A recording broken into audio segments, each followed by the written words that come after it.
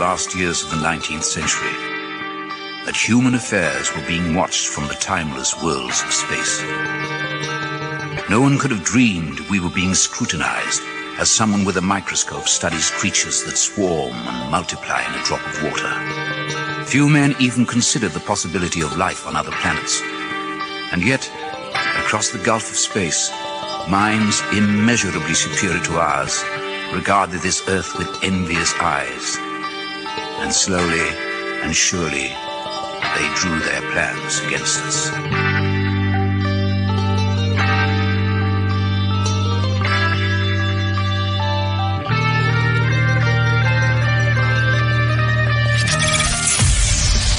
Broadcasting live from a tiny studio somewhere in North America. This is Dark Matters Radio Live. And now I give you your host, the silverback of ufology. Here's Don Ecker.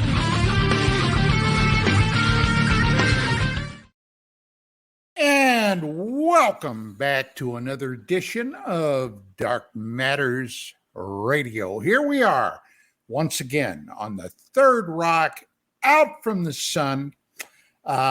It's more than halfway through the month of September. Good God, this year has been running fast. And I got to tell you, I don't look forward to the next year coming, but we'll see what happens. But here's the deal. If you basically have an interest in this subject of UFOs, UAP, there's a lot of stuff that has been happening. A lot of stuff seemingly has slipped under the radar. You may not have even heard about it, but tonight we're going to be discussing one of those things that ran under the radar and possibly what it might portend. Now, tonight, joining me in the studio, Mr. Gary Cassell, Mr. Mark Center. Bring those gentlemen out. There they are. Hold up, I'm still looking up that word you used. Okay. And our special guest tonight, and longtime friend of mine, Dr. John Brandenburg, who's done an extensive analysis on this thing we're going to be talking about tonight.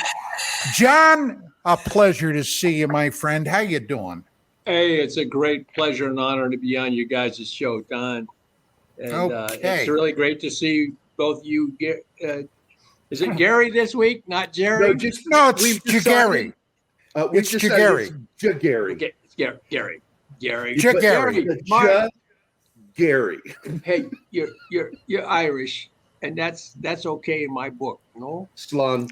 I got to tell you, John told me a story earlier today when I called him to make sure everything was copacetic about doing the show tonight. And I could tell when I talked to him, I had my cop hat on, and I could tell Brandenburg forgot about the show today. He did. So I asked him, I said, John, did you forget about the show? Oh, no, of course not. I haven't been advised by my lawyer, Mark Center here. I can neither confirm nor deny. I have no recollection of ever forgetting about this show for today. His son had been living down there in Texas, and was moving out of state, and the apartment that he was living in, you've got to have parking stickers for your vehicle. So his son ran inside to drop off his parking permit. By the time he got back outside, his vehicle had been towed away. $300 to get it back. Oh yeah. Just what we needed on the last day of him in town. Oh wow. Wow. Hey, just like in my great novel about the collapse of the UFO cover-up, that the troops in black are trying to take over Capitol Hill. They're counting on the grays to show up in the sky over the Capitol, big shock and awe.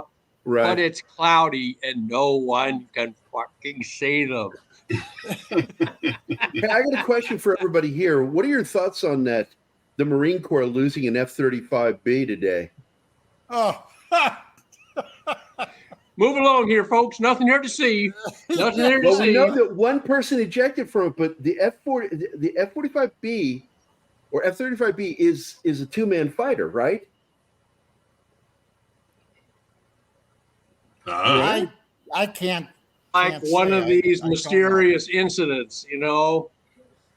I just wondered Who if that says other we shot pilot down says, something over Lake Michigan? I've got enough We fuel to didn't get to shoot down China. anything. Yeah. Yeah. And, I think it was the Russians, you know, but that's just my old Cold War. they do have instinct. those things. It was wired either up. the Russians or the French. They I do don't know. have I those think it's things the Chinese. wired up. What? Now, I can't understand how they couldn't locate it on the ground, but that's not the goddamn topic tonight. So, here's You the got to deal. have a sense of humor. It's a light moment before we talk about some heavy stuff here. I Yeah, want to get right John. to the heavy stuff. I don't care. Okay, let's get to the heavy stuff. Then we can Okay, return I- to the I am government statements currently- about this F-35 again later. John. Yeah. Like Larry King did to me once upon a time, this is not the John Brandenburg show. Okay. This is the Don Ecker Dark Matter show. Now, Absolutely let's get back not. to Absolutely. business. Currently, I am, and I've mentioned this several times, I'm working on a paper on disclosure, the whole disclosure movement, Yep. and why I believe it is never going to be the true secret revealed. Okay. There is a core secret about the UFO thing with a special access program surrounding it and protecting it. Now, whatever that secret is might have something to do with what we're going to talk about. Now, there is a physicist back at Harvard University, Dr. Avi Loeb. Dr. Loeb is the man that about 6 years ago announced a interstellar visitor that entered our solar system. This happened. It's absolutely verifiable. Yes, it was is. big news at the time. I've looked at all the data.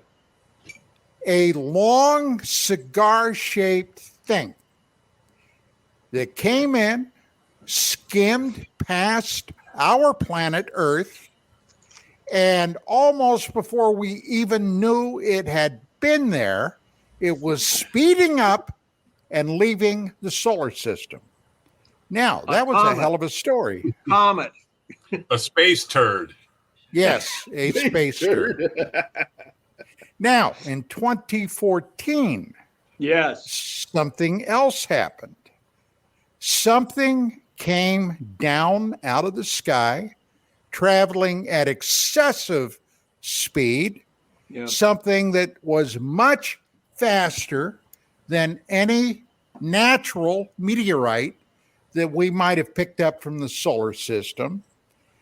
It came down very low before it, in essence, ended up burning and disintegrating up, and it landed off of New Guinea.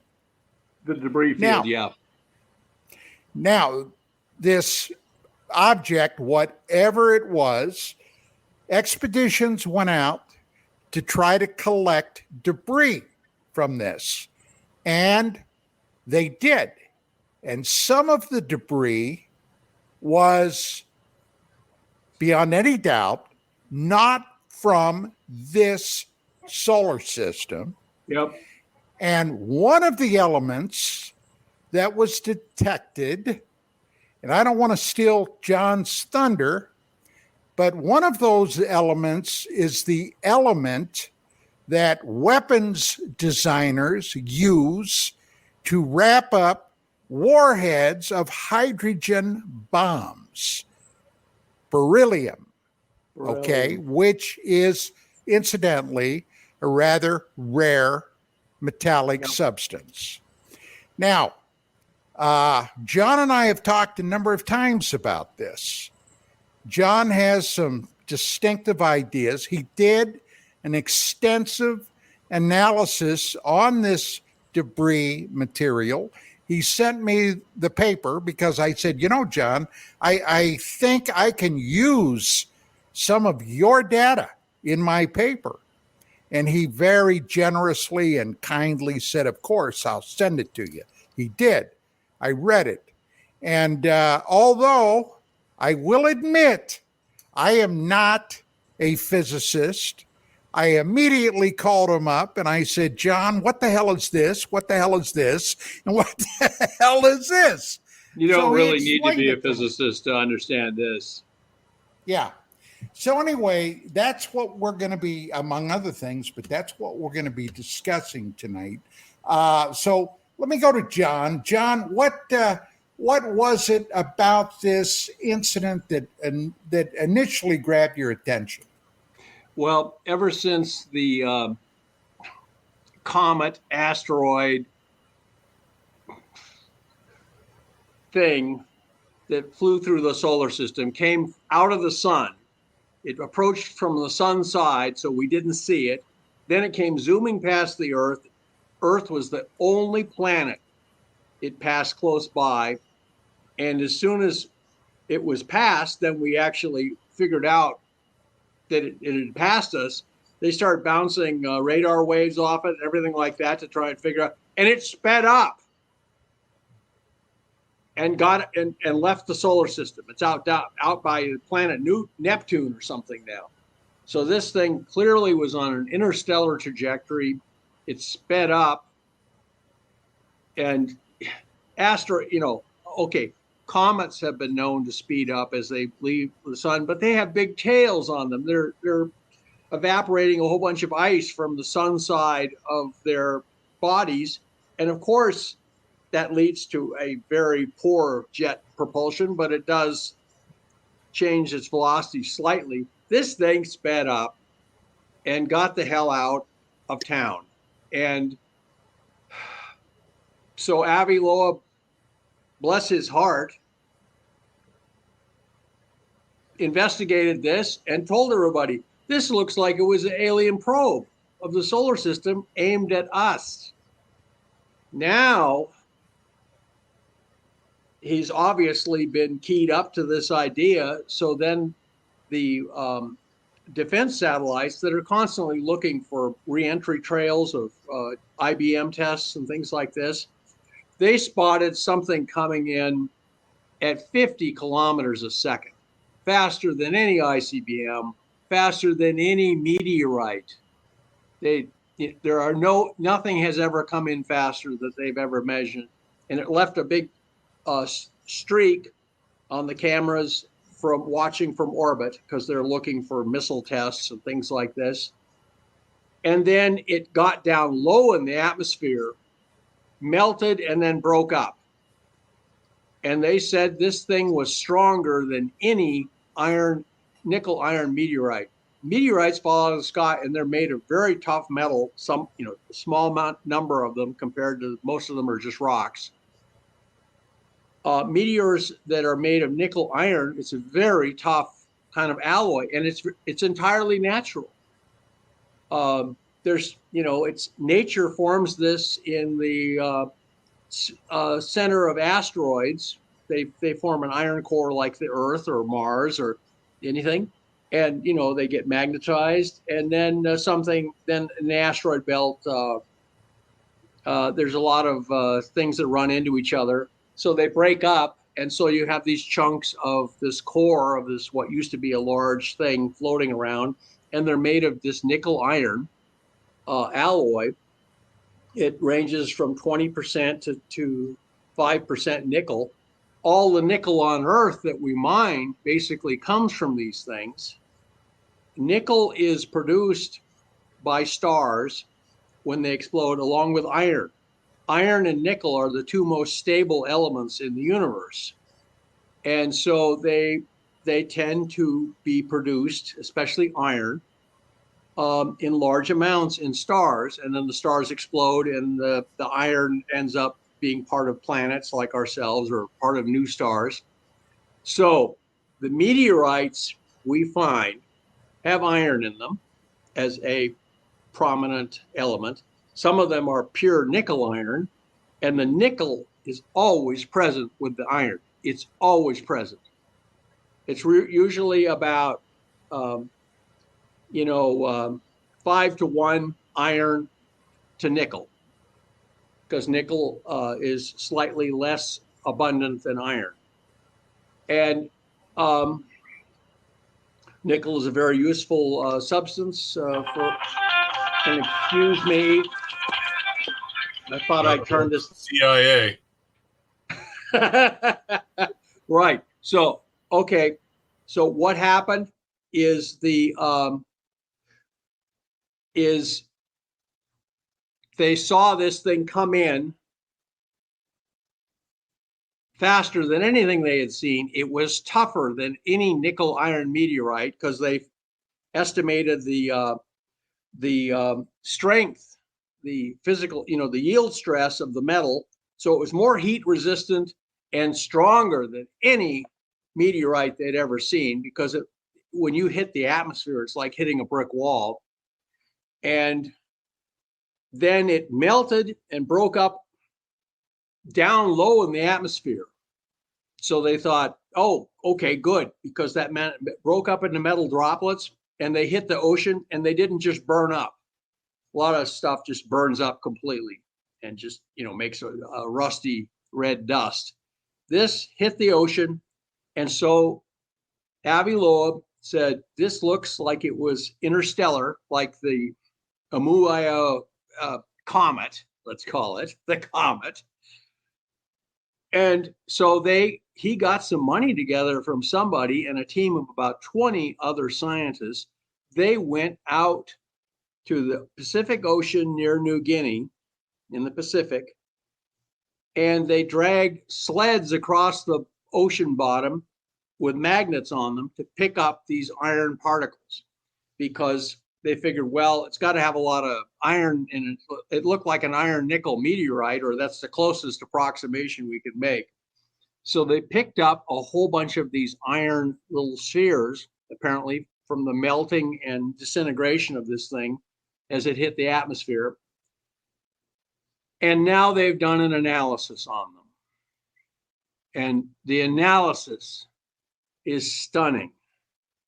For one thing, its trajectory looks like it was from deep interstellar space, basically falling straight into the sun from being close to stationary out there, falling into Earth's orbit as if it was aimed at the Earth.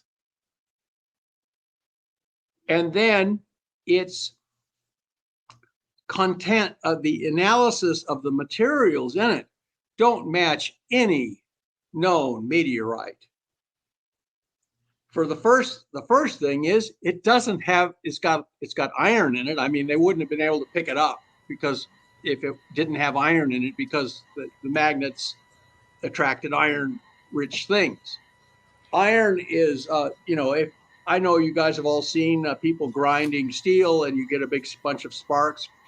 So steel will ignite, iron will burn in the air, but it burns a lot. It's a lot less flammable than metals like magnesium or aluminum or even titanium. The Russian thermobaric bombs use powdered titanium, believe it or not, because it has a lot of zip to it. And they throw that into the air, and then the shockwave goes through it. It all ignites at once, like a high explosive. So they analyzed these materials, these little spheres, the iron isotopes, and they're like 5 stable isotopes of iron. It's the most stable. It's kind of the top of the mountain, the flat thing at the top of the mountain. About 5 different isotopes of iron that are stable. And everything in our solar system, meteorites, the Earth, rocks from Mars, rocks from the asteroid belt, where they think they've actually traced them back to asteroids, everything in the solar wind even, all fits a certain pattern of relative abundance of iron isotopes. This thing doesn't match any of them. It's not from this solar system. It is definitely alien to this solar system. Now, I use the word alien because it's appropriate.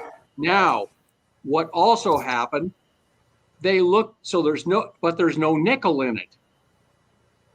How can you have iron and instead of 10% of the iron being mixed with nickel, there's only a part per thousand of nickel in there.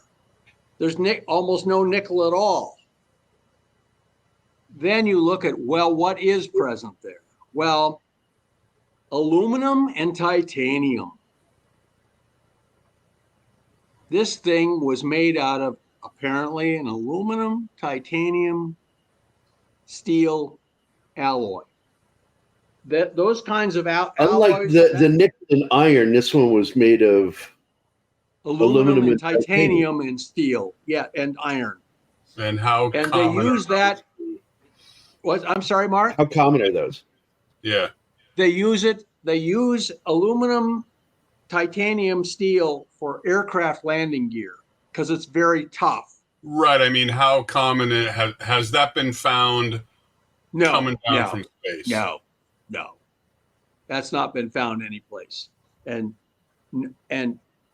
to best of my knowledge, no meteorite with a lot of iron in it has ever been found with almost no nickel in it. It's, so this thing looks like it was a Well, John, the isotopes were not native to this solar system, were they? They're not. They are completely alien to this solar system. The mixture of iron isotopes is completely different than they see for anything else in this solar system. We have thousands of meteorites. Nickel iron meteorites are quite common in the meteorite collections because they survive, because it's nickel iron. It's very strong and it's very heat resistant. And not only that, when it hits the ground, it's very easy to spot. In fact, a lot of old arrowheads and knives in ancient times were made out of meteoritic iron because people would find these chunks of iron and turn them into useful things. In fact, they thought iron was the heavenly metal in Egypt. So there's one of the pharaohs is buried with this nickel iron steel, looks like steel, dagger, and it's made of meteor iron. So, but this thing has no nickel in it. It's got titanium and aluminum in it, aerospace alloys. So now it's as if a craft came into and burned up in the atmosphere, and its hull was made of titanium, aluminum, steel alloy. Okay, that's what it looks like with no nickel. Tell now, the people. What's that? Tell the people out there again the date and the location that this thing came down again. This was 2014. I think it was around April of 2014. It came in, and Space Command said, "Oh my," they said they'd never seen anything like that. So they actually published it because it was so unusual. They thought it was of great scientific interest. It certainly wasn't an ICBM test from North Korea or anything. Now, well, I've got a question about the steel, though, because I know steel can occur in nature, yes, but it requires certain things to happen. What was the steel like that's involved with this? Well, remember, this stuff is melted, and so it went through basically a furnace kind of experience. We're seeing, which is how the iron became steel. So. Iron is more resistant to burning than like titanium and aluminum and some other substances. So you would expect something having a hull of something like titanium, aluminum with a trace of iron. It would the globs would end up being more concentrated with iron. This is nothing, though, compared to what else the analysis yields. If you look at a design of a hydrogen bomb on Wikipedia, just say, look up thermonuclear weapons. It has a diagram of a hydrogen bomb, and it calls out on the diagram the components and what's in the components. The components show beryllium, which is used as part of the detonator cap that sets off the hydrogen bomb. It's full of beryllium, which is an extremely rare metal in nature. And then lithium, another rare element. They just found a big lithium deposit, but one of the things slowing down people getting electric cars is, that there's a shortage of lithium. It compared to the abundance of iron out there, or aluminum, or even titanium, lithium and beryllium are actually very rare elements. And so you can actually look on Wikipedia or any place the abundance of the elements. And as it turns out, lithium and beryllium are very rare compared to silicon or aluminum or magnesium, anything like that. Anything that you kind of, so it's got these, and then it's got uranium in it and thorium. Now, if you look at that diagram of a hydrogen bomb, you find beryllium, lithium, and uranium.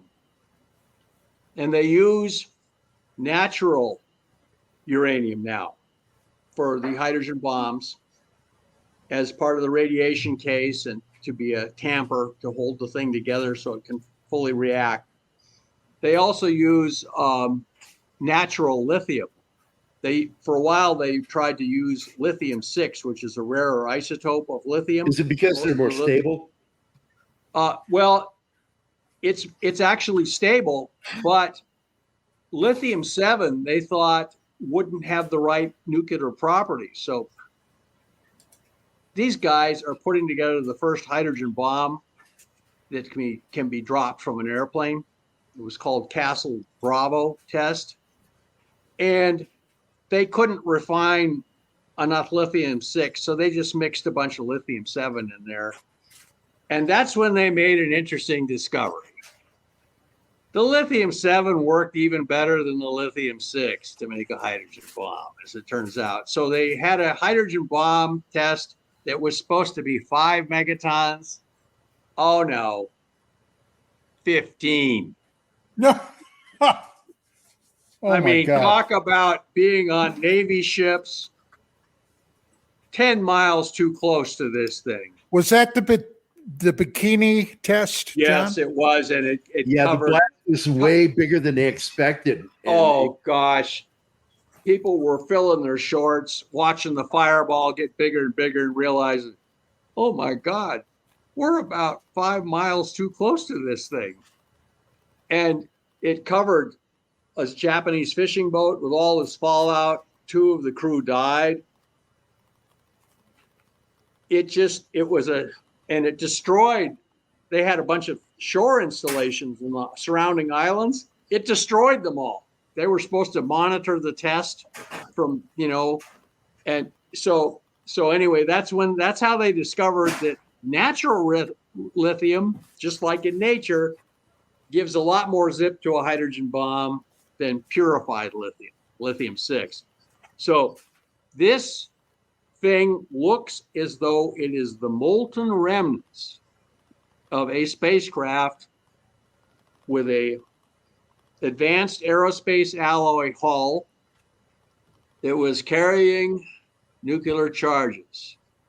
Now, you guys know what this means. But we'll put a fig leaf on this. We'll say, it was probably just an innocent interstellar probe sent by some of our neighbors with a note said that we should turn down our stereos at night, something like that. That, we actually came up with the Orion project, which was to try and propel a spacecraft using hydrogen bombs going off. with a big bumper plate on the back, and it would push it up to near the speed of light. It could go to Alpha Centauri in about 7 years instead of a million. So we actually came up with that. They actually tested it. They used TNT charges. The thing that scuttled the project was the open air test ban. They couldn't set off any more nukes in open air. But we can do it now because we can get far enough away out in space. It's not something you do at home, kids. Believe me. John, there's something inherently scary about that. Using an H-bomb as a means of propulsion. Especially if somebody used it to come visit us. Yeah. And, you know, in the scientific article, which I've gotten accepted for a journal, and which This is the most recent article, right? This is the most recent one. This one just got accepted about a week ago. This is the one you sent to me. No. Okay. Those were other ones. That was the nuclear holocaust on Mars. Yeah, that's the one you sent. Yeah, I want a chance to read that when you're done. Sure. Well, that nuclear holocaust on Mars looks like Mars was subjected to a nuclear attack, airbursts. That happened, as near as I can tell, before there were dinosaurs on Earth. I mean, it was a long time ago. Whoever did that is long gone. And the laws of karma have caught up. Well, we hope they are long gone. Well, anyone who studies the cosmos and develops technology can figure out a hydrogen bomb because they see stars blow up, supernova. And the hydrogen bomb uses the same physics as is found in supernova. And of course, you can figure out fusion energy. That's a simple one. That's what makes the sun shine. They literally did not know what made the sun shine for a long time. Imagine, Mark, you're a scientist and somebody asks you, what makes the sun shine after all? This is back. I'm not sure, John. Well, hey, pass that thing to me. Puff, puff, pass, baby. Puff, puff, pass. Yeah. Put on your tinfoil hat. I mean, talk about embarrassing, awkward questions.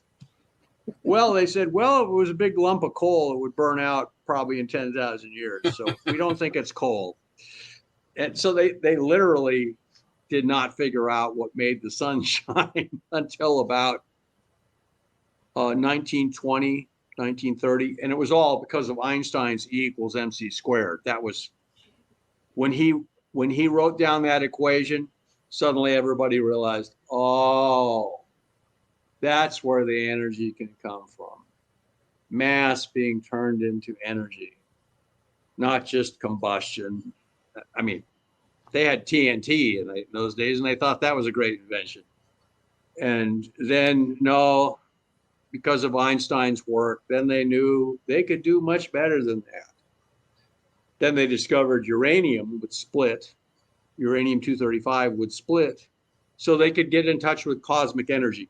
The energy locked up in uranium is basically leftover energy that got burned in there in a supernova explosion. When we run a nuclear reactor,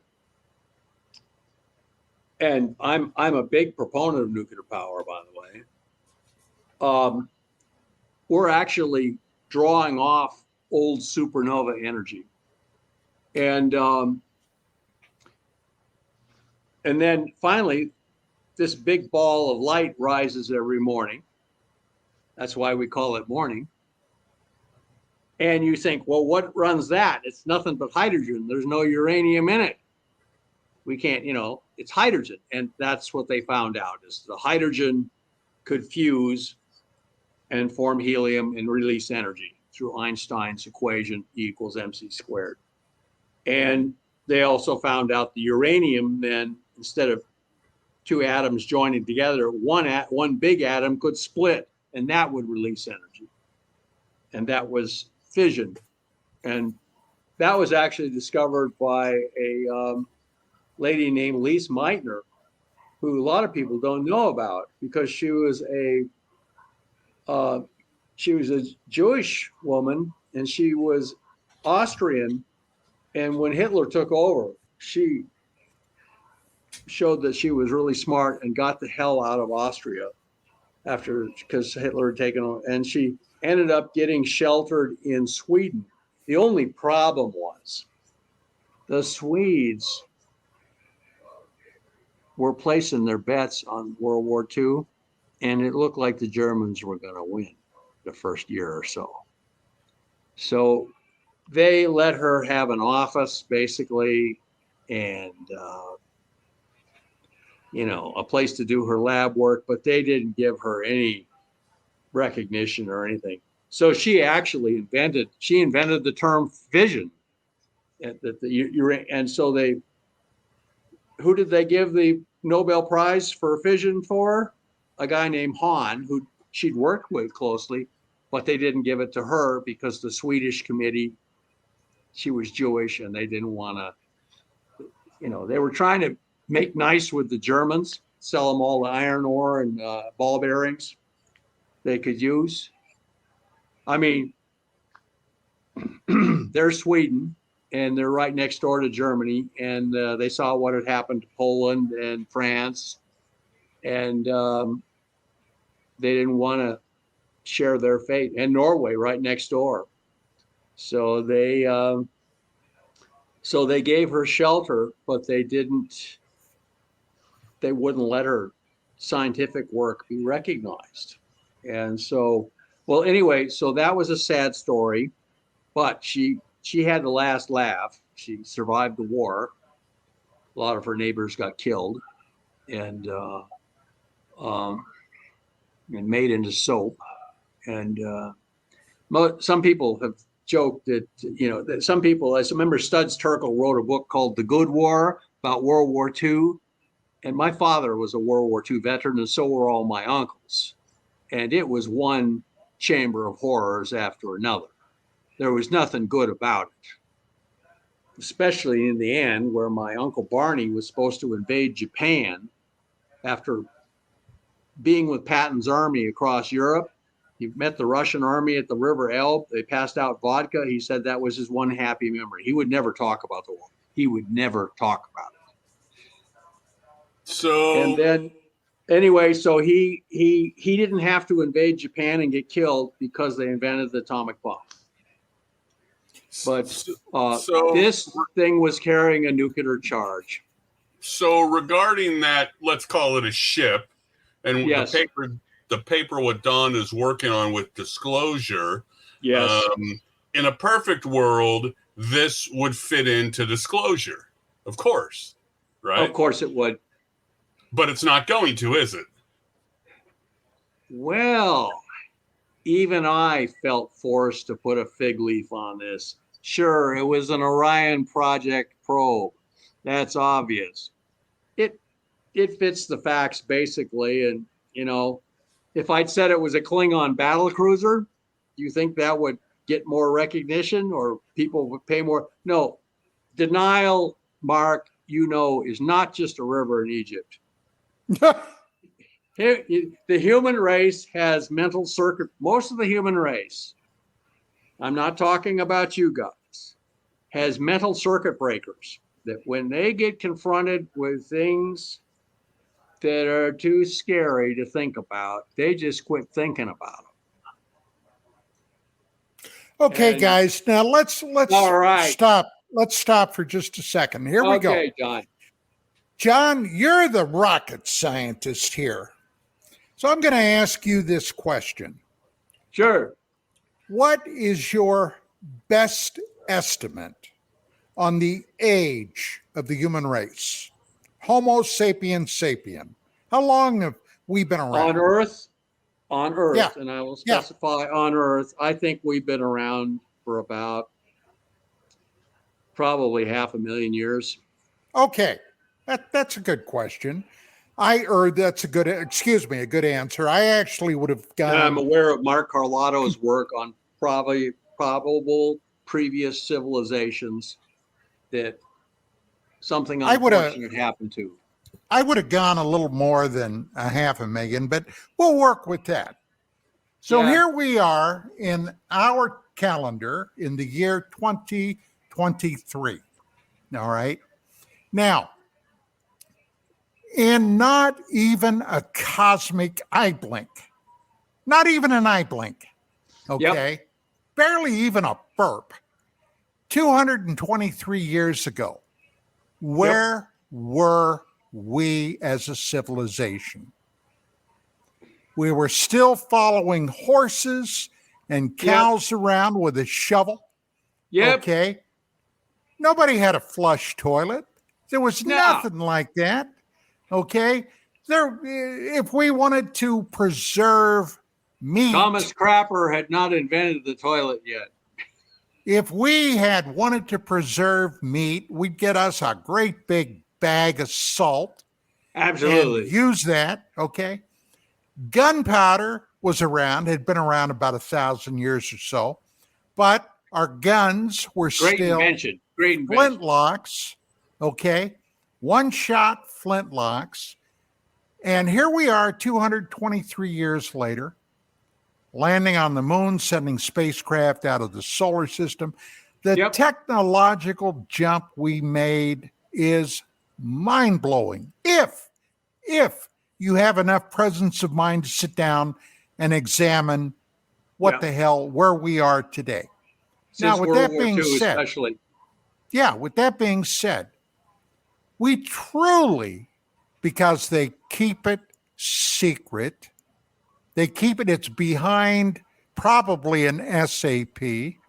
We don't know truly what the cutting edge of science is. No. 20 years ago, Ben Rich of Lockheed Skunk Works famously said, we've got the technology now to send ET home. Okay, and I but we believe haven't that he seen meant it. it. We haven't seen it, have we? So we really don't know what the hell is going on. Now, with that being said, let's take a look at the solar system. Pretty big place. Yep. We have supposedly barely scratched the surface. Although one time on one of these shows, John, you were on, I asked you, John, in your heart of hearts, do you think we have a secret space program with advanced technology that can scoot us around out there? Do you remember what you said?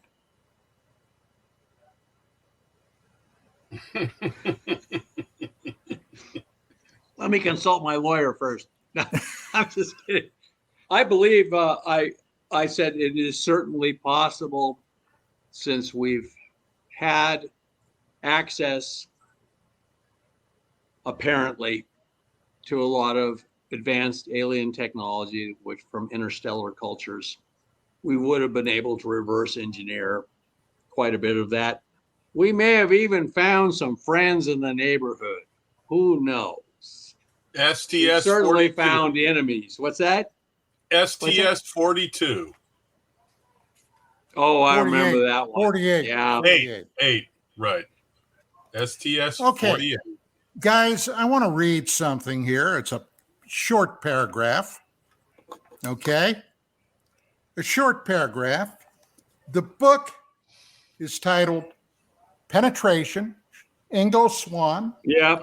I've got Famous. Read it. I read it on Famous. your urging, and I'm very glad I did, Don.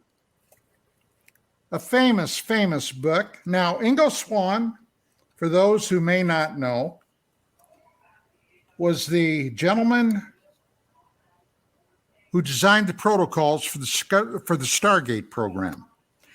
And back in the mid-70s at SRI, Stanford Research Institute, where the CIA, the Central Intelligence Agency, had been funding the program for psychic phenomena, okay? Yep. They believed that this stuff worked. Well, it did, all right? And about 1975, Swann was contacted by some people that he did not know who they were until the day he died, okay? Swan had no idea who these people were. The speculation was initially he thought they were some deep, dark, black intelligence agency, but he didn't know. Ultimately, he didn't know. And I talked to him extensively about that. To this day, all right, and Ingo passed away a few years ago. To this day, at the point where he passed away, one of the things that he told me was, he said, I even wondered if they were alien. Well, how did he even get involved with these people? Well, these people wanted him to do a remote viewing job. And he ended up remotely viewing the far side of the moon, where he detected what appeared to be, an extraterrestrial project of some type. Extensive building. Yep. There was extensive excavations. There were gigantic structures that were already built. This is what he viewed. And also, there were pictures taken in later NASA missions, unmanned. Yes. Well, while he was remotely viewing this installation, he suddenly realized that they were viewing him. It scared him so bad, it literally knocked him out of that remote viewing session. That's right. So for a long time, Swan was fearful that they were going to come back here to Earth, track him down, and fry his brains. So it's the whole abyss thing, isn't it? Yes. Be careful looking into the abyss because it might look into you. Yep, that's right. Here it is. Here's what he had to say. Worst of all was the speculation they themselves might be extraterrestrial. He's talking about the guy and his two henchmen. Mr. Axelrod was this character's name. This is the important part. Perhaps there was a space opera going on in which two different sets of ETs, troops, were fighting some kind of war right here on Earth, while both at the same time were somehow ensuring that humans never realize that they themselves are psychic. Now, that was one of the things that Swan suggested might be the reason why there's at least one group of ETs that are inimical toward the human race. They seemingly have a hatred for humanity. Now, I got to tell you, Probably over more the than last 30 plus years, all right, I've heard that a number of times. So, with that being said, John, what if there were two groups fighting in near Earth space or even on Earth in some places? Back in the early 90s. Then you would expect some things to crash occasionally. Back in the early 90s, one of our correspondents that often wrote articles for UFO magazine coming out of the Far East, Paul Stonehill, who was originally from the old Soviet Union. Somehow he and his family were able to get out of there. Okay. Kept in contact with scientists that were interested in the UFO phenomenon. His interest, Stonehill's interest, went back to when he was a kid who ran into an old Siberian bush pilot. They used to enthrall him with stories of stuff that he saw. And the bottom line was, Paul wrote several articles that detailed some nasty encounters with beings that were not human. One of them involved saucers, if you will, that were seen shooting it out with each other over the skies of Siberia. Another incident involved Russian Soviet naval troops at a place called Lake Baikal, where they were doing some diving there, and beneath the water, they encountered 8 or 9 beings that were described as physically larger than human beings. One of the Russians foolishly tried to grab one of these beings, and these guys gave them what for. Several of the Russian divers ended up dead. Yep. Now, that's not a well-known story, but it has been out and about for a while. No. There's definitely some shenanigans, John. Well, I'm curious though about. I'll tell you the story I heard when I was in. What's that? Don, you're talking about a Star Wars, a real one, and you're talking about like what was depicted in the Bhagavad Gita, as well as what happened in the 16th century in Germany. Yep. With the wood carving. I mean, these are ancient as well as, well, what would you call it? Middle Ages depictions of this kind of thing happening. And so it's not beyond the imagination that if it is, I mean, do you think it's over? No, I don't. Well, I think this thing will just go on and on and on. It's just. Your discovery with the shuttle back in the 90s kind of says it's not over. Oh, that looked like a firefight out there. Yes. And which is what we talked about right before, in the middle of it. Don. And it was basically broadcast talking about you, John, about short-circuiting your circuit breakers. This was broadcast before, well, ultimately millions of people. Yes, it when was. When I went on Larry King to break that story, I expected that UFO Magazine over the next several weeks would be snowed under with news organizations around the globe. We never got not one inquiry about that, not even one. And it was a NASA broadcast. Say again, Gary? Is it because they're in cahoots with the government? Why do you think there was nothing? No. Oh, I know why. Okay, John. And I addressed this in my science fiction novel that I wrote in 2005, The Morning Star Pass, The Collapse of the UFO Cover-Up, available on Amazon as a Kindle download. And the heroine, they're trying to bring one of the news anchors, her blonde co-anchor. They're trying to bring down the UFO cover. Now remember, John, this is not tits and ass here. Well, it sells. Anyway, I wanted to make money on the book, but anyway, so she says to the other people she's working with, she says, the great unindicted co-conspirator in the UFO cover-up is the American public itself, because it does not want to know. It's terrified to know the truth. It can't face it.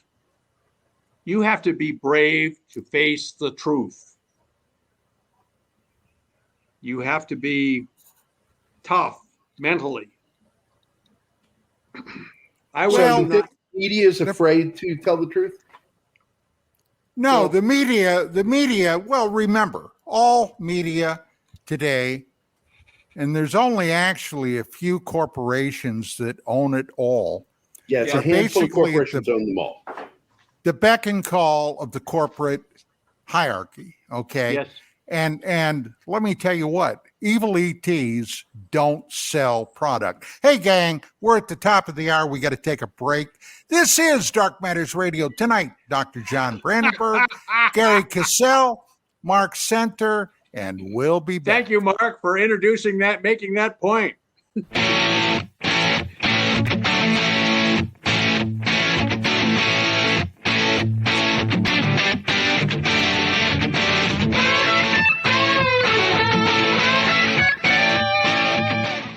Hey members, the new KGRA DB app is now available on iOS and Android devices.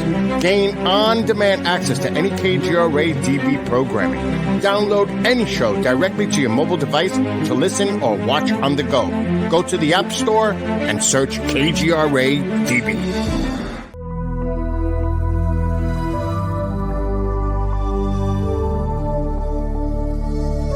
Are we alone in the universe? The most important question facing humanity is on the verge of being settled once and for all. The Mutual UFO Network has been at the forefront of this journey for nearly 50 years. Our members worldwide are dedicated to the research, documentation, and awareness that will shape the future of humanity. Won't you join us?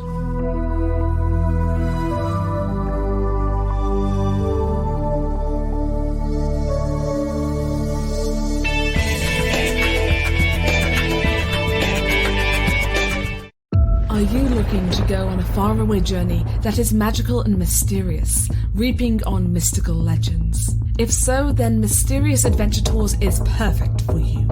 Imagine a voyage to explore ancient mysteries of Ireland, haunted majesties of Scotland, or their chilling Birth of the Vampires in Romania. These small esoteric getaways are limited and do fill up fast. So, go to MysteriousAdventureTours.com and book your trip soon.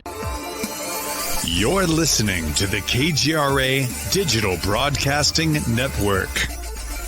We provide unparalleled coverage of trending news in the world of ufology, cryptozoology, and paranormal phenomenon. Whether you're watching our video live stream or listening to one of our audio programs, you are getting the best from world-renowned researchers and hosts, guiding you through topics the mainstream won't touch. Miss one of your favorite programs? No problem. Head over to the members area at kgradb.com for access to our massive library of award-winning content. Make contact, stay connected, only at kgradb.com.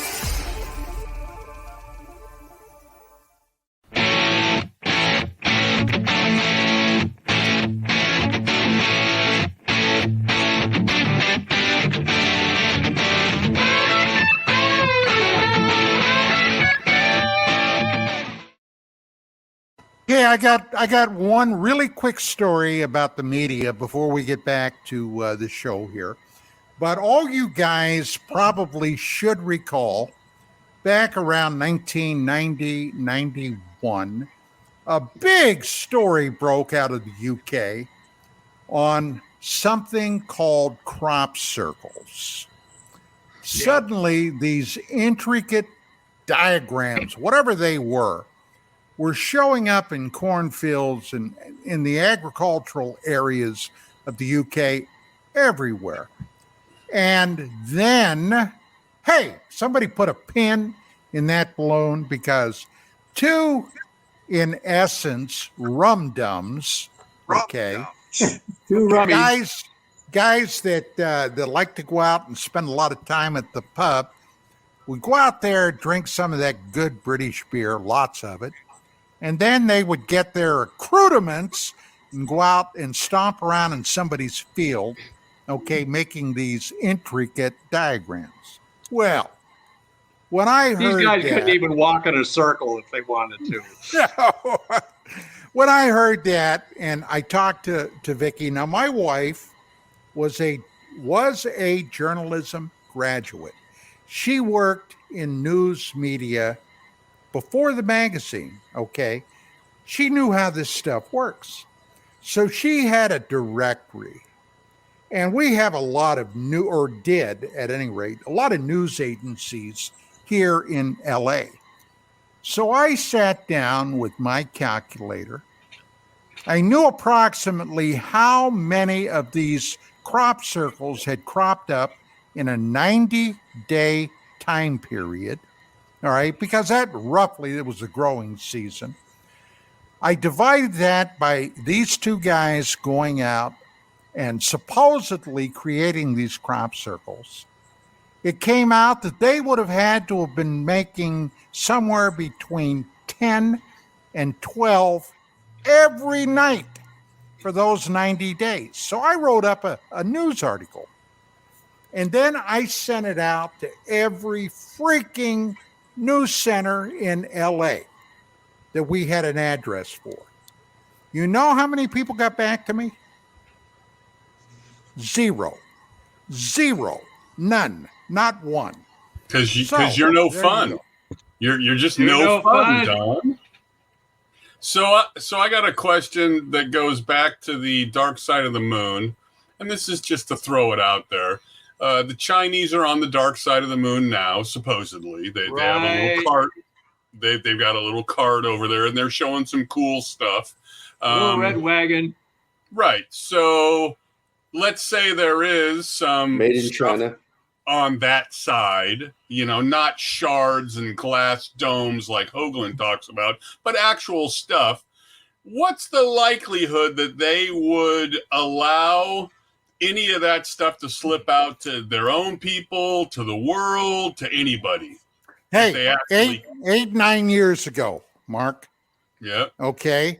9 years ago. And I know this because I was the research producer on that special that came out on the anniversary of the Apollo 11 touchdown, Aliens on the Moon, The Truth Revealed. Yes. The Chinese had sent a lunar probe up there called the Jade Rabbit. Do you remember that? Yep. What happened to the Jade Rabbit? I don't remember. It suddenly broke. Okay? It broke. All of a sudden, they were getting nothing from it. Now, coincidence or not? Oh, okay. Well, I can't tell They do have a card up there now supposedly showing some stuff. So, granted, the Jade Rabbit got put in a boiling pot, I guess, but they are showing some stuff, and I'm wondering. Glenn Close was up there, right? And I'm wondering if there's a chance that some interesting material will ever be released from their footage that they're taking up there. The only thing I would speculate on, this is my speculation, is if they're close to something sensitive, it ain't going to last. If they're not close to something sensitive, it should be fine. John, would you agree? I would agree, yes. Now, I want to point out to you, the U.S. government has apparently been cognizant of the cosmopolitical situation we're involved in. I would urge you all to watch the movie Mysterians, made by the same guys who made the Godzilla movies. They have UFO abductions. They have bases on the far side of the moon inhabited by aliens. They have a lot of cool directed energy weapons, some of which are ours. And this was made in 1957. Right. I mean, if you watch the movie, the original movie, The Thing with James Arness, they have animal mutilations in that, and animals being drained of blood, people being drained of blood too. A lot of this stuff, the government basically put out as some kind of, well, it doesn't look like it was a genius plan, but somehow this stuff came out, and it came out in the form of science fiction, basically to kind of bring people up to speed. There's a contingency plan in the MJ-12 documents for bringing the public up to speed rapidly in case necessity requires it. And so in my own science fiction, I have big bases on the far side of the moon. We end up invading the moon and turn it into a ground war. and we end up landing on the front side of the moon, marching around to the back side, and taking the bases. And so that's how that gets settled in my novel, my trilogy. Available on Amazon.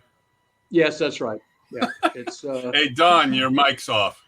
Yeah, back in 1958, the Pentagon had a plan, and it was to show the Russians that we had nuclear-capable ICBMs. That was the original genesis behind this crazy, crazy plan. They were going to fire a nuke at the moon and detonate it on the lunar surface. Okay? Somewhere sounds like a great idea to me. Yeah. So the cooler heads prevailed, and they canceled that.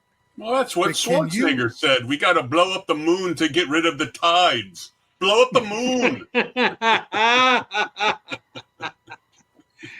Well, one of my favorite things was when in the Apollo program, they set up seismometers on the moon, and just to calibrate them, they would take the upper stage of the lunar, the Saturn V rocket that was heading out into space, and it boosted the Apollo command module and landing module to the moon, and they would run the thing into the moon.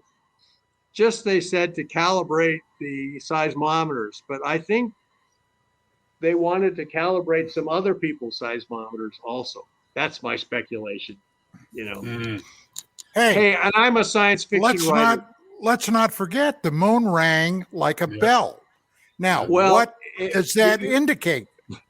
Well, it doesn't indicate what you think. Look, I actually did an experiment. I took a baggie, a sandwich bag, one of those ceiling things, and I filled it with water and I whacked it with a spoon. You know what? It didn't ring. I put it in my freezer overnight. The next day, it was frozen solid. I hit it with a spoon. It rang like a bell. It just means it's rigid. It doesn't mean it's hollow. Anything will ring like a bell. Well, apparently somebody discovered some hollow areas under the lunar surface. I have. All I can say is I addressed this in science fiction, Don, and that's all you're going to get out of me on that. A little bird actually told me at one point. He said, John, we don't care if you talk about Mars. Talk about Mars all you like. Just don't talk about the moon. So do we think there could be a possible, let's say, a leak like STS-48 from China? Because I don't know if they have like live stuff that they show. All you got to do is put the right amount of money, American dollars, in the right hands over there. You could probably buy anything. They just got rid of their defense minister and their foreign minister, apparently, and they accused them of corruption. That means they're probably on the take from the CIA. So we need to get maybe the People's Republic is a little short of cash now. They're overdrawn at the bank, as it turns out. Okay, all right. So the thing is, no authoritarian, we have a quote unquote democratic government in this country, and they don't see any percentage in saying everything they know about the UFO problem. And I call it the UFO problem, not the UAP problem. Then the authoritarian governments, the Russians, the People's Republic of China, they don't see any percentage. They don't see any upside in saying we're not the cocks of the walk around here. How about India? Well, we may see the Indians. Because they're in the game now. They are in the game. They have become a major technological and scientific power. I mean, the list so are the Japanese. Oh, absolutely. And anyway, everyone was saying, well, we're going to all be eating Chinese food 7 days a week, 3 times a day. You know, they were telling me that back in the back around 2000. And I said, I'd been married to a very nice lady who was Chinese. And, you know, I won't go into details, but let's just say that the spell was broken there. The suspension of disbelief regarding the People's Republic of China was gone at that point. Well, everybody back in the 80s, early 80s, said we were all going to be driving Japanese cars. I know. And we know how that turned out. You know, everybody, the same people who told me that the Japanese were going to take over the world, then told me the Chinese are going to take over the world. Now they're telling me AI is going to take over the world. ChatGPT. You know, I mean, there's a certain crowd that just loves to say, right. And they're trying to sell stock or something, you know. So regarding the disclosure paper that, you know, Don's going to release soon. Yeah. I've always told Don that the only way I see it ever be enforced is an Independence Day inexplicable thing like the Will Smith movie where you just can't deny what's in front of your eyes. So in your view, right. What in your view, maybe a couple of different episodes of what would force their hand that you think is well within reason? Well, before John answers that, he answers that, I got to say this.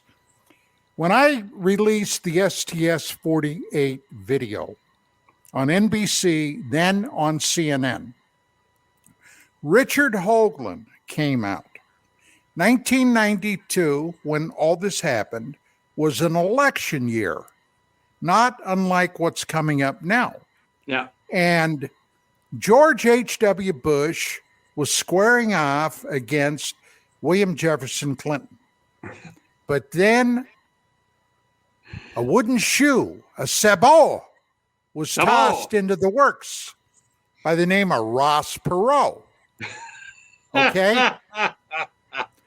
And Hoagland came out and said, well, what actually you saw on the TV screen was a Pentagon drone that they're going to be using in order to stage a fake alien invasion. So George H.W. Bush can suspend the election, suspend the Constitution, and in essence become president for life. This is what Hoagland was saying. In the desert, no doubt. Yes. Well, guess what? That never happened. But if something happened today, and I've already seen it online, I've already seen the first inkling of this online. There are people out there right now suggesting the whole congressional UFO inquiry is a dog and pony show. It's not real. Okay. So just so you're aware. Well, right, but that's not like the inexplicable thing that I would like to see happen, right? Just like in that movie when it comes through the atmosphere and it's like, oh my God. I mean, we've got no technology to fake that I know. Well, we're gonna have to get some. It looks like to me. All I can say is I wrote a novel about this. One of the reasons I wrote the novels, I'd gone through 9/11, and in Washington D.C. as part of the defense intelligence community, that was just a nightmare watching that occur on the screen. So I was aware that the worst things I could possibly think of could actually happen. And so in my novel, a bunch of government agencies decide they want to end the UFO cover-up, and they pick 2 journalists and start leaking documents to them. And they managed to do it.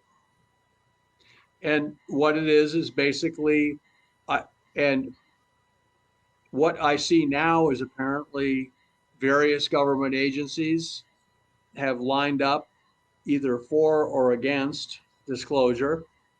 And so they actually are having a kind of civil war in the deep black world over this, because there's a group of agencies that apparently think the time has come for this to end. We can't continue this any longer. We need a defense buildup, a space defense buildup, and we can't justify that to people unless we end the UFO cover-up. Well, on the Joe Rogan show, not too awfully long ago. Who? Yeah, that guy. Joe Rogan brought on Robert Lazar, Bob Lazar, and Jeremy Corbell, and had a several-hour discussion about Lazar going back to 88, 89, when the whole Area 51 thing broke, okay? And I can't help stop thinking about something Lazar said. And that was basically, when I went out there, they kept this whole thing so compartmentalized. We had no idea, providing, of course, he was there to begin with. I think he was. But what the guys down the hallway were doing, they had no idea what we were doing. In order to have successful science, you got to bring all these people together, and you've got to brainstorm with each other. And military secrecy, or whatever secrecy they've been practicing out there, just ain't apparently getting the job done, John. Well, I know. And the whole system has leaked like a sieve. People can say, oh, this was a timed information release. No, I think enough people talked in their sleep or, made deathbed confessions. And, they went to confession booths, and the Catholic priests all reported it back to the Vatican. So the Vatican knew. And so it's, Ben Franklin made the statement that 3 can keep a secret if 2 of them are dead. And we may see some of that, but at the same time, he was a really smart guy. He knew a lot about the human character. And so I believe this thing is ending. It may not go out with a whimper, but with a bang. In fact, that's what happens in my novel. There's an attempted coup d'etat by the secret government to try and preserve the UFO cover-up. Well, apparently it's not really working because they've ramped it up and they've released videos now of Tic Tacs and all this stuff, right? Much like when Dawn released the STS-48 and they fall with a thud. They just get nowhere. I know. I showed the shuttle tapes to a room full of retired admirals and generals. I was invited to be in an organization of retired generals and admirals who were interested in space. And I showed them that. And they were astonished. And one of them actually turned to the other. He said, "You were in the Air Force. Did you know anything about this?" And the guy just stared at the screen, and the guy who was in charge actually turned to me and said, "Where are they from? How far away?" And I said, "Well, the story is they're from, about 40 light years away." And he said, he gave a great response. He says, long supply lines, he says. And then was that the 48 video? Yes, it was. So I showed it to them, and they were just mesmerized by it. But then one of them said to me, we can't keep secrets like this. This must be a fake. And I said, sir, I got this from NASA. I didn't get this off the net. I got this from sources at NASA. And he said, this has got to be a fake. This can't be true. And he looked around the room and he says, they would have told us if this was true. You know, it boggles the mind that you can present facts to people and they still sit there and do that. Oh yeah. Well, which back in a previous life, I was floating down the Nile with the Pharaoh. And he said, "Oh, John of Brandenburg," I was his chief astrologer. He says, "What lies at the center of the universe?" As these beautiful maidens were fanning him with this fan as we're riding on. Always with the TNA with you. Right. And then I said to him, he asked me, you know, what lies at the center of the universe? And I said, it is even you, Pharaoh. See, and he liked that so much, he gave me a new palace with several new wives. So I mean, the human race and the powers that be are used to running things. Yeah. And the idea that somebody up there may be more powerful than them, or they may have to consult with them, they don't like that idea. I don't like it either. We had enough trouble just with people on Earth. And so I say, you must be brave to face the truth.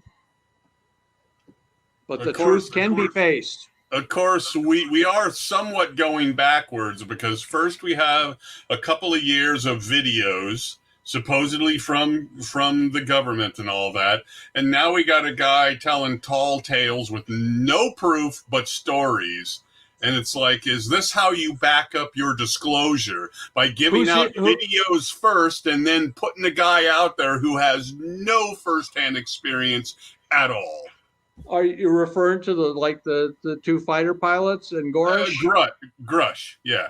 Grush is all secondhand information. He has no firsthand experience. Right, but it seems to be, here's the videos. Wow! Now here's a guy who's was told a bunch of stories.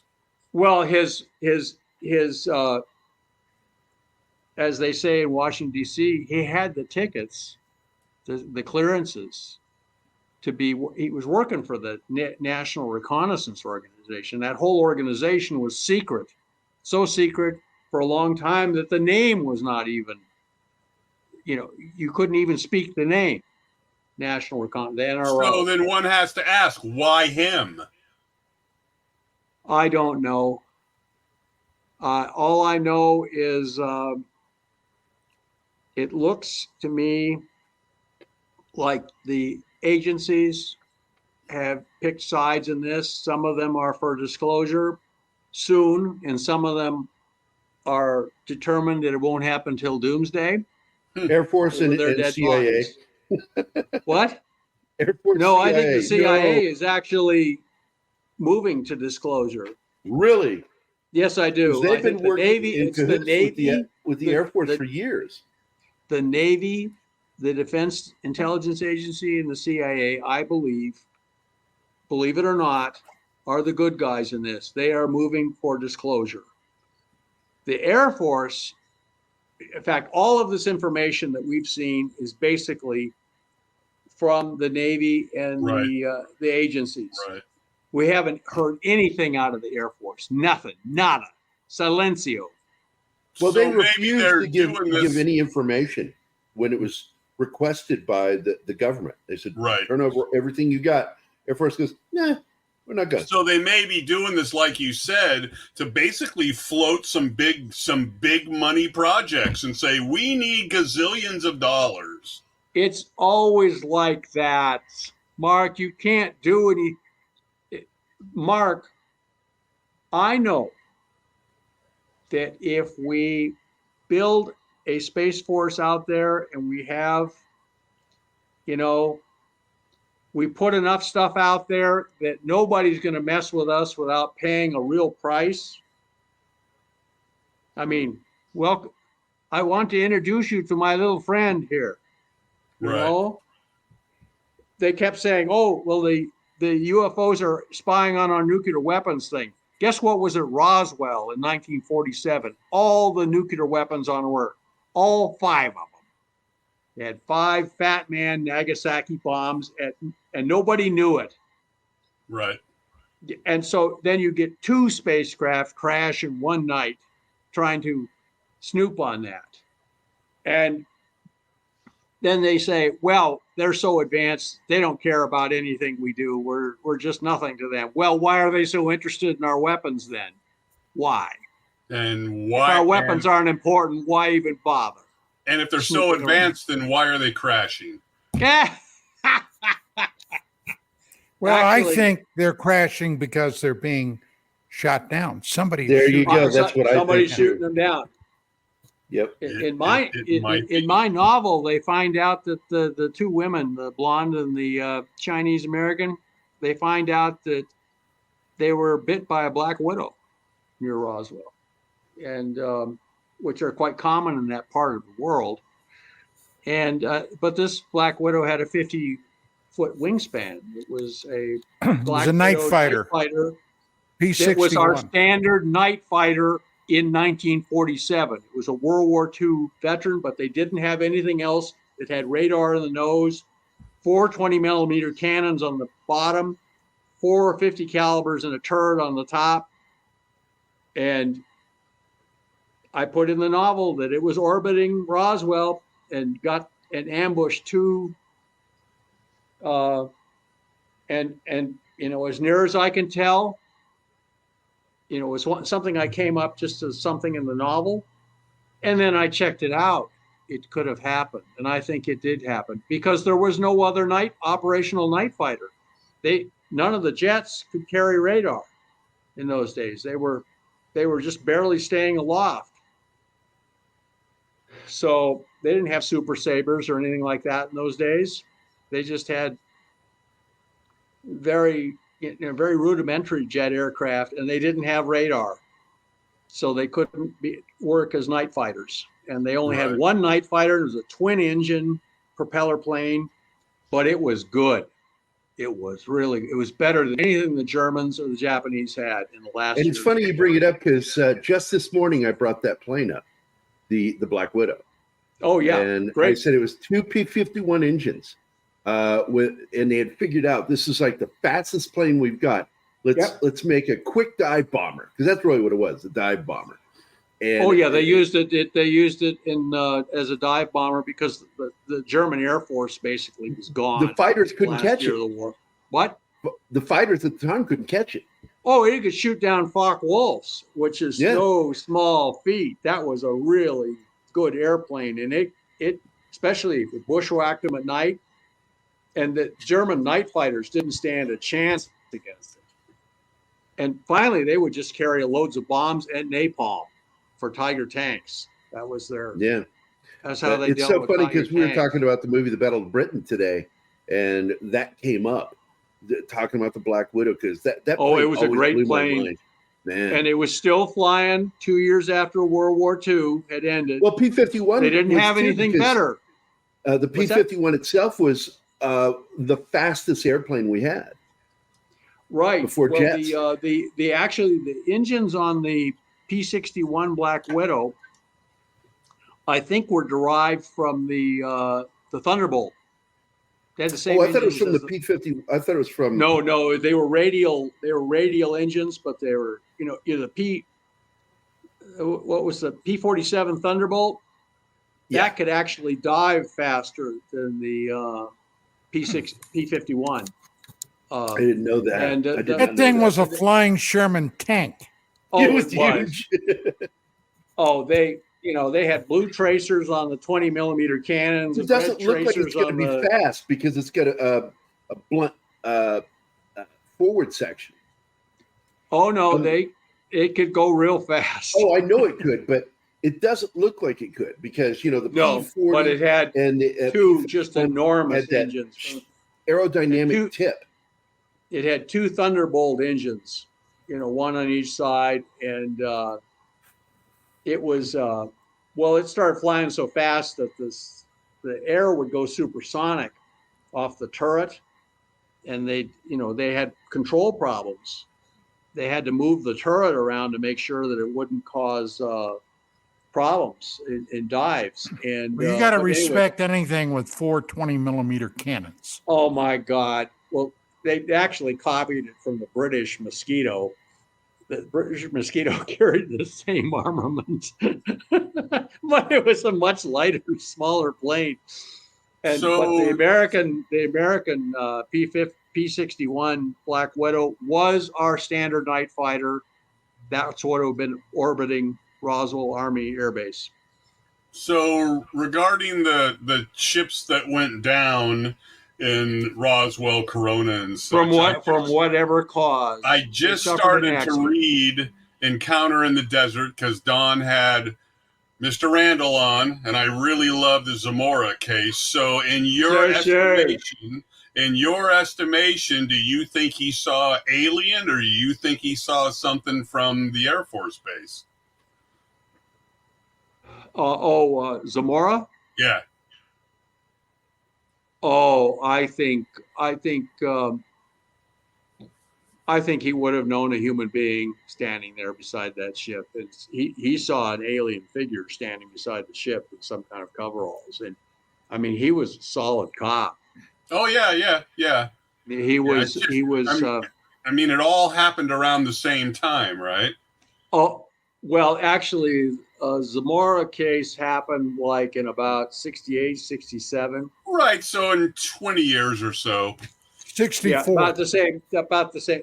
And it's near White Sands. Right. So Zamora was 64, John. Right. Oh, Zamora was 64? Yep. And who is the guy who formed the Center for UFO Research, Kufor or something? I don't recall. He was the bearded guy. He'd been formerly chief scientist for Blue Book, and told us that the stuff they saw in Michigan was just swamp gas. Hynek. J. Allen Hynek. J. Allen Hynek. Now, J. Allen Hynek completely reinvented himself after the Condon Report to being a UFO expert from being a UFO, dismissive. Yeah. And you got to hand it to the guy. I mean, he's got brass. He had brass. And he was also a very smart guy, but he said the Zamora case convinced him there was something. Yeah, right. I mean, it was just, the more I read this book, because I thought I knew a lot about the case, but I really didn't. And then the other people that saw stuff that they never even bothered to really talk to. It's crazy. I know. Well, the whole point of Blue Book was not really to investigate. It was, right. It was. Somebody asked me what it was actually, and I said it was a hood ornament on the great Cadillac of the government program. Right. It was just a hood ornament. Once they had created enough disinformation, that's why they shut it down. There wasn't any need for it anymore. No, and then they had the Condon Report, which you could buy at drugstores, and if you were 18. So I need you to write a script for the Zamora case so we can get somebody out there with writing experience to write a proper kind of a fire in the sky style film, right? Interesting. It's very much needed. Well, Mark, I've already written a screenplay for the collapse of the entire UFO cover-up. Hopefully that's going to be made into a movie. That's a bummer. And I'll get to have lunch with the blonde and the Chinese American stars of the movie. Nice. TNA. Just lunch. By the way, I've got a photo here, John. I found it. This is just one of the most beautiful planes ever made right here. Oh, it was a beautiful plane and very good.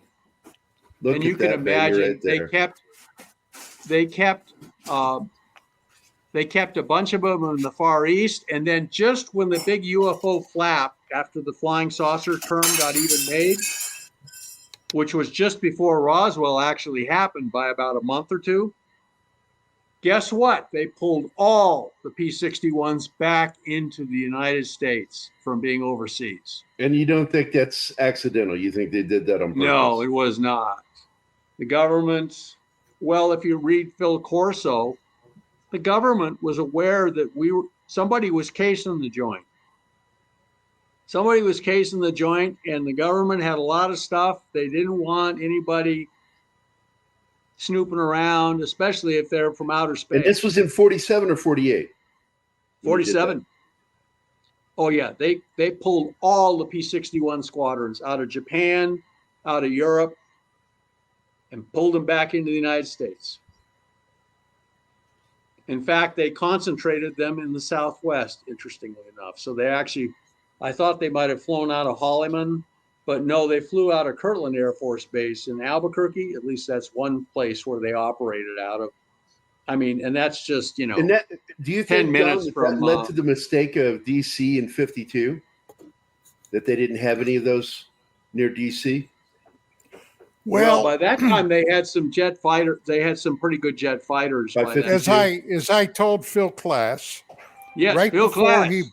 he blew up on my radio show, screaming, bullshit. All the air bases in the D.C. area then were undergoing resurfacing and repairs. Bullshit. Okay. When they brought in jets, they had to bring them in from Delaware, all right, because they didn't have anything local. So it took them a while to get to D.C. from Delaware, but that's where they came from. No kidding. So that all of our air bases were simultaneously out of Mr. action? Ecker, I looked into that and you're wrong. So what did I got a great story about Phil Klass. I want to share it with you guys. I ended up going down to one of the MUFON meetings. It was the one in, I think it was Pensacola. And, you know, I knew that Phil Klass, that he was a professional naysayer, and I just figured, well, he's just doing his job for the government. It's just the same as me. And so I heard that, though, he was deathly afraid of people who claimed to have been abducted because there was still a law on the books that said if you were extraterrestrially exposed, even second or third hand, you could be locked up in a camp. Really? Until they made sure. And in abductee circles, this was very scary because it meant the government could actually had a law on on the the federal books. Yes, and it was put there after Apollo. The Apollo moon rocks thing, supposedly to protect us from contagions from the moon, but it stayed on the books long after the Apollo program was over. And it actually said, if the government decides that you've been extraterrestrially exposed, they can take you into custody and put you in a camp and not release you until, they feel like the danger is past or that you can prove that you're not contagious or something. And in the UFO community I talked to around Washington, D.C., this is in the 80s, they were very frightened that this was going to be a justification for rounding them all up in case of a crisis. That the government could literally come and arrest everybody who thought they were abducted by aliens and claim they were extraterrestrial exposed and put them in a camp. And so I heard that Phil Klass, because of this law, refused to be in the same room with anybody claiming to be a UFO abductee. So I'm riding down to Pensacola, and I get on the plane, and I'm sitting there. I believe I'm in the center seat, and here comes Phil Klass and sits right beside me. And we chatted, and we were both defense guys, and he had the latest, fighters. It was the F-22 versus the YF-12 or whatever. He was showing me the latest issue of aviation leak. And we were talking about, because we were both just prepared defense techies. And then I actually decided to play a joke on him. I said, Phil, I should warn you, I have actually been extraterrestrially exposed. And his eyes got big as saucers, and he looked like, he was seatbelted in. He looked like he wanted to jump straight out of the chair and run down. And I said, I rubbed the moon rock at the Air and Space Museum. And then his face melted into a big smile. I got him, and he knew it. So, it was 1990. That was the same year. That's right. You and I. That's right. Getting his ass kicked. That's right. We were in the bar, and we all you took care of him, Don. You were sufficiently intimidating that there was, it looked like some old former special forces like you were starting to. I can't remember who it was going after Phil. And I just thought, he's an old man. He's just doing some 250-pound drunk Bubba. Yeah. And, I like to think that I helped by just standing there beside you, but we got him shooed out of there. And Phil was offering to me to, come visit him in Washington, D.C. Maybe I shamed class after that happened into buying me a drink. Hey, Don. I told him, I said, Don. Phil, I just saved your ass. You ought to at least buy me a bourbon and water. Hey, Don. Well, I decided tell that guy you're going to take your leg off and beat him to death with it? He wasn't pure evil. What's that? I asked Don if he threatened the guy by telling him, I'll take my leg off and beat you to death with it. Well, I was all set to take his throat out, but no, and I was there. Don, really stuck up for Phil, because Phil's an old man. People forget how big you are. You're tall like me. Oh yeah. So I wanted to ask something. And he's got hair, man. He's got hair. So this and not just on his head. This is off topic, but it's on topic. Did you, John, see the movie Oppenheimer? Yes, I did. And what did you think of the reality of that movie? Did they hit a lot of the right stuff? I spent 9.5 years at 2 nuclear weapons labs. I was a graduate student at Lawrence Livermore, and I actually knew Edward Teller. And, you remember Teller and Oppenheimer had this tremendous collision later. Right. And it was a great movie, and it captured the terrible time they were living in. I mean, they were afraid the Germans would get the bomb first. Right. Fortunately, they'd driven their best scientists out of the country. And it was just a terrible time. And part of the problem was Oppenheimer was a college professor in the United States. He was really, really smart. But he grew up in New York, as son of a rich family, And here's Come on, Teller. John, he was commie soft. Hey, he used it to get dates, And his girlfriend was a card-carrying commie. I know. Well, I think he hung out at the party headquarters because he could get dates. He was trying to get laid. I know that was part of Teller's problem with him, is that he considered him socialist communist. Well, Teller was Jewish. They were both Jewish. And Teller, though, grew up in Hungary, right next to Russia. And he had barely escaped the Holocaust. Half the Jewish population of Hungary had been shipped off to Auschwitz. It was wiped out. Gas. Yeah. They were wiped out. They were made into soap or ashes.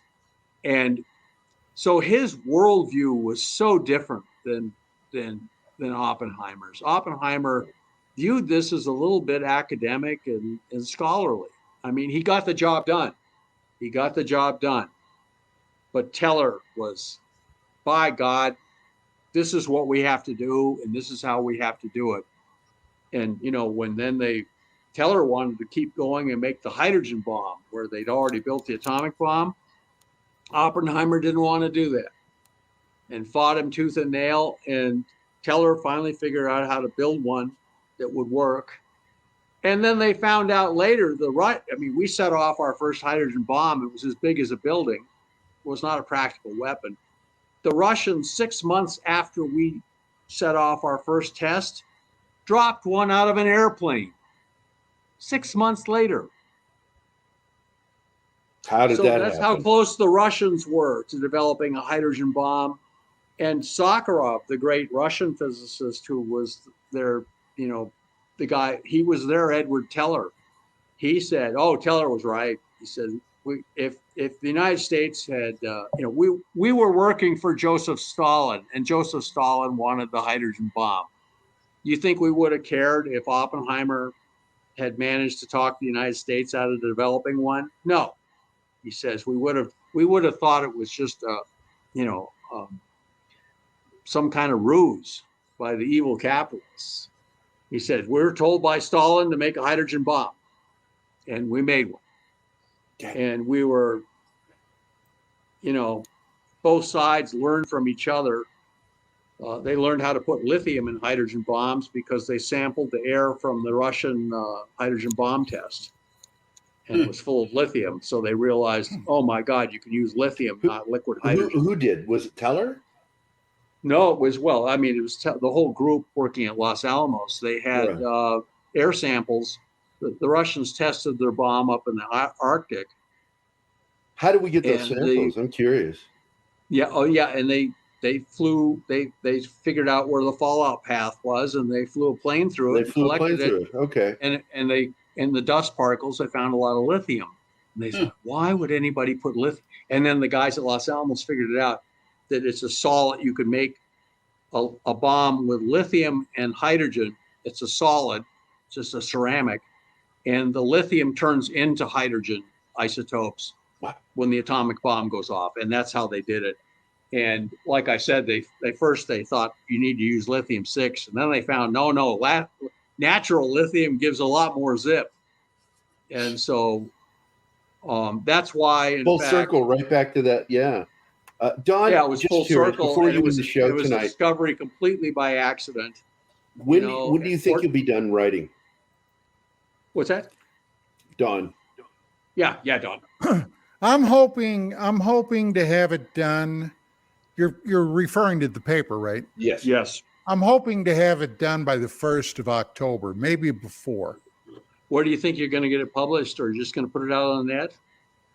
Well, I haven't thought about having it published. KGRA is going to run it. There you go. Okay. KGRA is going to run it. I'm going to have it on Facebook. There's a big UFO contingent there. There's probably going to be a number of people that are going to be upset about this. Oh, well. And, let them be upset. Yeah. But let them scream bloody murder. But the bottom line is, I poured my 35 years. I keep seeing this long, skinny thing. Could it be a comet? Could it be an asteroid? Yeah. Is it a bird or is it a plane? It's Superman. One good thing about the movie Oppenheimer is this. There's enough boomers out there, and possibly the people under the boomers, that it's almost made $1 billion. That is amazing in today's world. That a movie like that, made in that way, that long, with that information, would almost be at $1 billion in 2023. I'm very surprised. Well, I view it as a very happy coincidence. Yeah, it's great. Because I'm gonna, you're gonna hear me talking about the nuclear holocaust on Mars, and this thing in the when Don publishes his paper and I got a scientific article coming out, I'm going to send it to you, Don, as soon as it appears. And people have to wake up to the fact that we're not alone in the universe. And the rest of the universe is just as screwed up as this place. Well, Oppenheimer is actually a remake. Oh, originally, I think so, yeah. Originally, back in the early 90s, Fat Man and Little Boy. Oh, yeah. Out. Yes. Yeah. With Good Dwight film. Schultz playing Oppenheimer. Paul Newman played Leslie Groves. Yeah, that was a pretty good movie. It was a damn good movie, but it bombed at the time. It bombed. And I could never understand why. Some movies are produced, because Selznick was really good about that. He knew that a film might not make the money, but it would get him the awards, which also is money. So I think maybe that was where it helped the studio, was getting it's awards. also with awards the season. director. Like if Quentin puts out a movie, it's going to make $100 million easy because it's Quentin. So I forget the name of the director of Oppenheimer, but he's loved. Anything he puts out now will make a lot. Sure. He's got dollar signs by his name, and that's good. Christopher Nolan. Because it was people needed to know. People needed to watch that movie and realize what our history really looks like. I mean, my Uncle Barney, who taught me how to wire electric motors and doorbells and stuff like this, he was an electrician. He'd been in Patton's army as a forward artillery observer. I think one of the reasons he never talked about the war is he helped liberate death camps at the spear point of Patton's army. And they met the Russians at the River Elbe. That was the only thing he would talk about in World War II, was the Russian army handing them all out vodka bottles. Americans were very pleased. And then they put him and all his buddies who had just survived the war in Europe on a train to ports in Antwerp. They put them on a boat, put them on ships, sailed them to New York City, get off, no parades, nothing. They just got on trains across the United States. They were going to be the first wave of invasion into the Japanese islands. And well, guys, we are literally just about out of time. We only have seconds. Disclosure. John, first and foremost, John is saying we need closure, not disclosure. Thank you, John, for coming on. Gary, Mark, pleasure and honor to be on the show with you guys. Thank you much. Next week, we have a truly astounding show coming on. A woman by the name of Heather Besser. And I'm going to tell you a story that's going to knock your socks off. That's it for tonight, guys. Have a great weekend. Have a great weekend. And you'll get my article first. We'll see you. Okay, John. We'll see you next time. Bye-bye. Bye-bye.